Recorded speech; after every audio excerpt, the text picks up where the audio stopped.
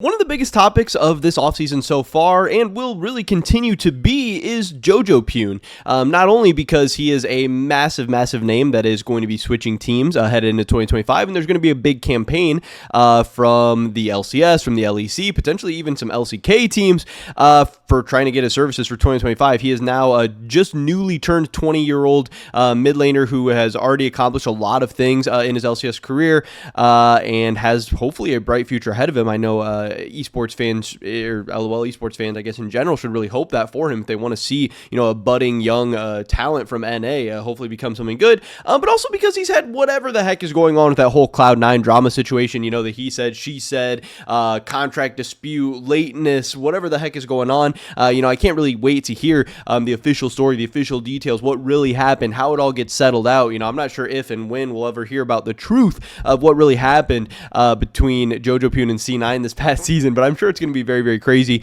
I know we heard rumors from guys like Blabber that obviously Jojopyun had maybe the highest contract in the entire LCS, and obviously Cloud9, saying that he was late a bunch of times and blah, blah, blah, whatever. But what we do know, and what we're more talking about today, is obviously Jojopyun's future, and we know for right now, Jojopyun has been removed from the global contract database from Cloud9. Again, we have Thanatos, we have Blabber, and then we have a missing mid laner, and obviously a missing AD carry as well, with Berserker being gone, but then we have Vulcan. So yes, obviously Jojopyun officially out of the global contract database for Cloud9, meaning that he will, that he's free, obviously, and he's going to be headed somewhere new for 2025. But again, we've already kind of known that, or at least suspected that for some time. And since then, over the past week or so, Jojopyun has been very active on Twitter, which is really interesting and kind of gets us into the point of this video where we're headed. And he tweeted out this Spanish flag, and obviously this got a lot of people wondering, hey, a couple weeks ago, we reported that Fresskowy from Mad Lions Koi was actually allowed to explore options for the 2025 season, meaning that Mad Lions Koi was going to be on the mid lane market, and there was a bunch of names being thrown around for who they should go for, whether they should go for, some kind of import, whether they should go for some veteran from the LEC, whether they should go for some ERL player or whatever, just to really solidify that roster and hopefully take them to the next level. Obviously, Mad Lions Koi had some ups and downs. They showed some bright spots, but ultimately they decided to move on to Fresskowy, and now Jojopyun tweeting out the Spanish flag,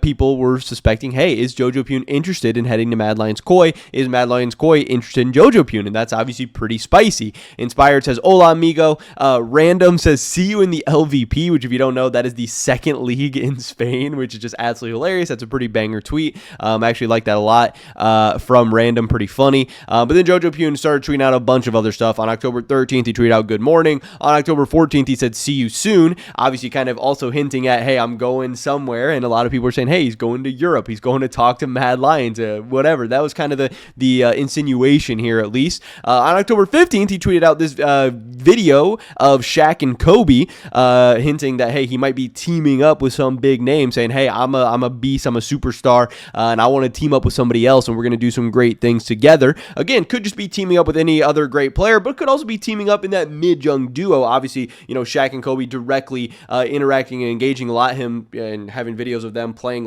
off of each other, like a mid and jungle would do, maybe a support in a mid, but most likely somebody's going to actually be directly making plays with. I don't know, maybe that's diving too deep into it. I don't really know what any of the comments on this said, but a lot of Spanish fans. You can see Koi Sevilla, Nick and EU. He has his Spanish flag there.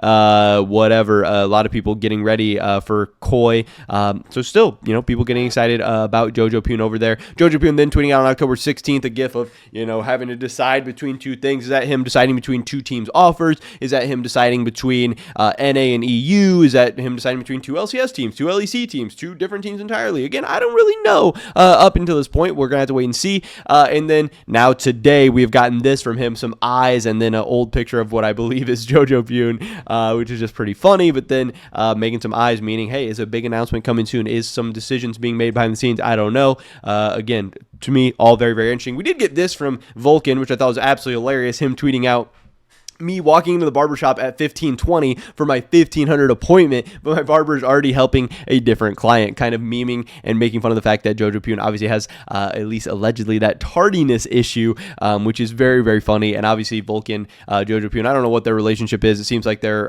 friends or get along or bantering or whatever. Maybe Jojopyun had issues with how Vulcan acted, or how Jojopyun acted. Maybe Vulcan had issues with how Jojo acted at Cloud9's past season. I don't know. Maybe it's playful banter. Who knows? But either way, it is funny. It's a banger tweet. But ultimately, that got us to this, where Ibai, apparently in some recent streams, actually directly talked about Jojopyun, threw his name out there, and explained the situation to us actually quite well. And I love hearing this, so we had to dive into what Ibai said. Now, this is from Adon Portela, who tweeted out some translations for us here. I do speak a little bit of Spanish, but obviously my Spanish is not amazing, so we're going to be going with the translated versions that Google is coming up for us. But again, this is from Ibai directly talking actually about Jojopyun, which is pretty interesting. And I guess he's allowed to do this because since Jojopyun is not under contract with Cloud9 anymore, that they can, discuss these type of things actively, I guess. Obviously, we don't hear many owners or people talking about these things directly, especially while negotiations are still ongoing. But hey, I appreciate it. I like it. I enjoy it. Me being the esports fan that I am. So Ibai says, in the LEC, we are looking for a replacement. Frescowi will not continue if nothing strange happens. Well, if nothing strange happens, no, he will not continue, which is, again, what we've reported on. That's what we've already known. In the mid lane, we have 3 very good options. Very, very good. They're different options, but very, very good. He continues to say, Jojopyun is trying to make his signing more expensive. Ha ha ha ha ha. We are interested. We will make him a good offer. So he directly, flat out says, we are going to make Jojopyun a good offer. So it kind of confirms what Jojo's hinting at. Obviously, Jojo's being pretty direct, but it is true. It seems like he wasn't memeing about the Spanish flag and coming to see you soon and making decisions and all that stuff. It also leads me to believe that, hey, could that Shaq and Kobe video have been about Jojopyun teaming up with El Yoya in the jungle? Getting that Shaq and Kobe duo? That could be very, very exciting. And Jojopyun, El Yoya mid-jung duo could be exciting, but you also have those problems of, is there going to be synergy issues there? And sometimes the mid and junglers, even great mid and jung, sometimes they don't fit together. You need somebody to take that back seat. Oftentimes you need somebody to play that little bit more supportive role. Obviously, those are 2 guys that definitely both want to get in there, be aggressive, be scrappy, and carry. So is there going to be enough gold to go around, enough playmaking to go around there? I don't know, but it seems like a fun combo on paper, obviously. So we are talking to him. He does confirm that. He says Merwin, El Yoya, Supa, and Alvaro are still at 100%.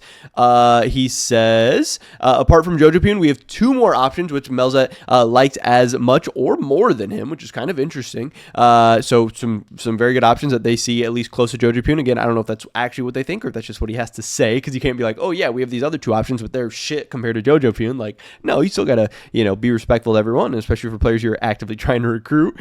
Which also may end up being your mid laner for next season. I can't talk about one of them because he has a team, so I can't tell you who this is, so you can kind of speculate that there. I don't know if that's a guy, again, is that a Korean? Is that some guy in the LEC right now that has a team? Is that, who knows, whatever, an ERL player. And then he said, if we get one of the first 2 options, Melza and the team will be very, very happy, which means maybe the 3rd option is not as exciting. He says, Jackie's is totally impossible. I spoke to Jose and he asked me for my house and the party. Forget it. It's impossible. Plus, I haven't spoken to him. I can't speak to him. The team spoke with Giants and they asked us for an exchange for El Yoya. Don't know if he's being serious or just joking, being sarcastic here. He then says, we're trying. I really like Jojopyun. He's very naughty on social media. The truth is that I haven't seen him play much. He really likes the MDK project. El Yoya and I are talking to him, but let's see if he wants to come. He has his whole life built in North America. So yes, obviously coming over to Europe would be a very, very big drastic change for Jojo. He says, what is certain if he comes to Europe, he will come to MDK. That is the feeling I get when I talk to him. So it seems like it is MDK or NA for Jojo at this point, at least from what Ibai is saying and claiming. He says that's what he feels. Again, it's not like confirmed or anything like that, but just kind of what he's saying here. Those are 2 objectives we have. The 3rd option would come after these 2. If Jojo wants to stay in NA, we will go for our 2nd choice. He then also says, I'm going to send him a message. The train can only pass once. You're going to have a great time here. I know it's hard to leave your life in NA, but Berlin is a very cool city and you're coming to a team with a lot of ambition to win. Melzet spoke to him and made it clear what was going on. In Superliga, we are making a lot of changes in Super League. Some are leaving. You know who they are. They would be very excited. I think that's pretty much all he says. Here we have another message about Jojopyun. He says, don't take Jojopyun for granted. Today, Aero said it's 60-40 for NA. If he's right, then we're screwed.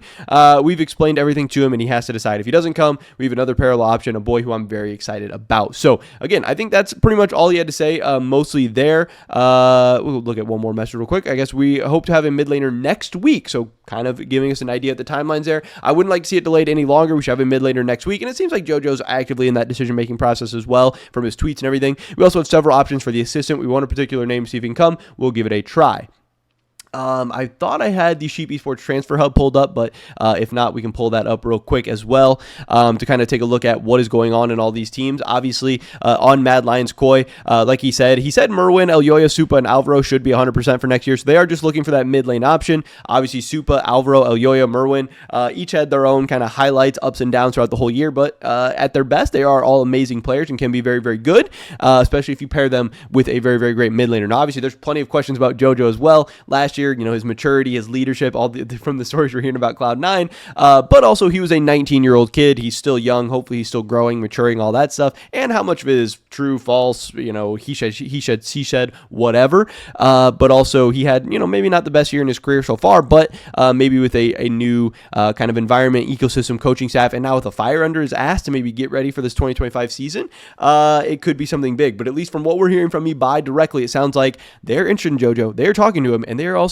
going to make him what they consider a good offer, and we'll have to see what happens from there. But that's pretty much it for this video today, guys. Hopefully catch you in the next one. Until then, peace. Everything we are doing here at Sheep Esports for the rest of 2024 is powered by Holy.